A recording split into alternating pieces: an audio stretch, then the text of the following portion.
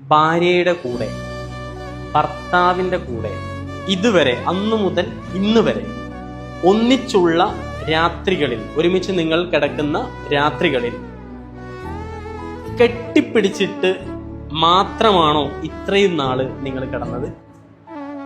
ഇല്ലെങ്കിൽ ഇന്നു മുതൽ ഒരുമിച്ച് കെട്ടിപ്പിടിച്ച് കിടക്കണമെന്ന് ഞാൻ പറയും. ഞാൻ പറയുന്നത് എന്തുകൊണ്ടാണെന്നറിയോ?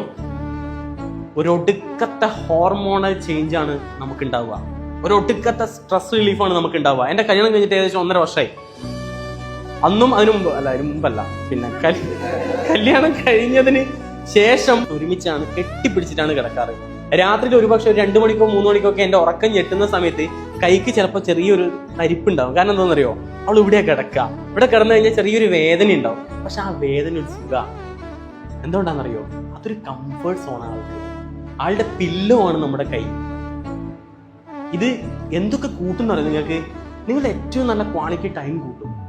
നിങ്ങളുടെ ജോലിയിലുള്ള സ്ട്രെസ് നിങ്ങൾക്ക് മാക്സിമം നിങ്ങൾക്ക് കുറയും. 50% വരെ കുറയുന്ന പറയുന്നത്. ജീവിതത്തിൽ ഉണ്ടാകുന്ന നിങ്ങളുടെ പ്രശ്നങ്ങൾ, അങ്ങോട്ടും ഇങ്ങോട്ടും സംസാരിച്ചിട്ടുണ്ടാകുന്ന പ്രശ്നങ്ങളില്ലേ, ഒരു പരിധി വരെ അത് തീരും ആവും.